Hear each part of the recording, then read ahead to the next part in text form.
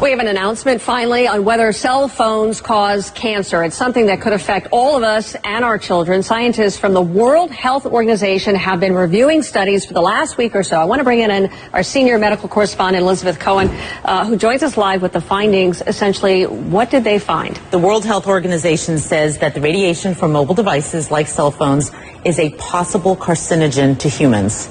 This is a very big deal because you and I have done segments about this before. Sure. It has gone back and forth. And this is really the first time that a large group, and it doesn't get any more sort of prestigious in many ways than the WHO, to say that it's a possible carcinogen. It puts it in the company of several other kinds of things, and so I want to tell you what it is, and I think that might give people an idea of what we're talking about. It puts it in the company of things like lead is also a possible carcinogen according to the WHO, as well as engine exhaust and chloroform. So that sort of gives you an idea of the kind of risk that we're talking about so here. I can't help but ask, I mean, should we be alarmed? Should we be freaking out over this information? You know what? I really hope that people who are listening to me are not freaked out. For two reasons. One, they won't do the right thing, and we'll talk about what the right thing is in a minute. And two, they'll panic, and that's kind of silly because all these years we've been on cell phones and holding them to our heads, which is right, exactly. what we're talking about as being bad. That's done. You can't do anything about that. And if you're on the phone right now, you don't need to drop it. You know, it's not that kind of a carcinogen. It's a kind of a carcinogen, or allegedly, possibly, that would build up over time. One phone call, doctors tell me, is not going to give you cancer. So what should we be doing? With this new information, what on earth should we be doing now? We are so lucky that there is something that we can do, because a lot of medical problems we can't, but we're lucky that there is something, and I am holding it in my hands right now. You use a device to keep that phone away from your head. Okay, I'm going to make it very simple. This is what experts that I talk to don't want you to do. This radiation is very close to your head. The minute that you put one of these in, you can hold the phone at a distance. At this distance, that radiation is dissipating.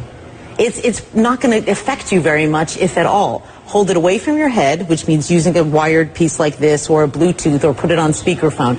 Keep it away from your head. That's the bottom line, and it's really easy to do. I mean, I can count on one hand the number of times in the past year that I have spoken on the phone like this. I just don't do it. I'm going to change my habits.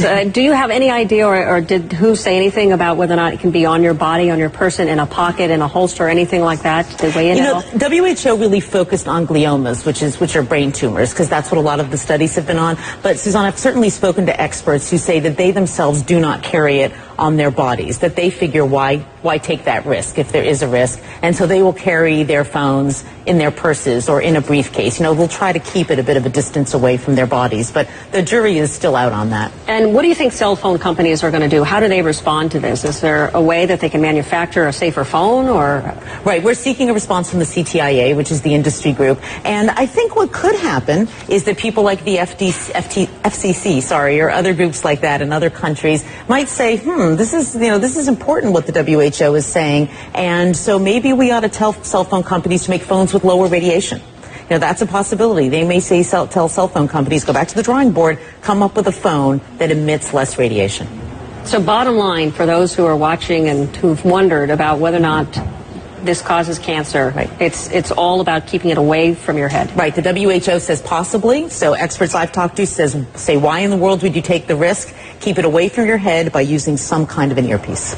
All right, Elizabeth, thank you so much. Thanks. It's something a lot of people have been asking and wondering, and clearly we have something that is rather conclusive from a very prestigious organization. It is a big deal. It is. It is. All right. Thank you, Elizabeth. Thanks.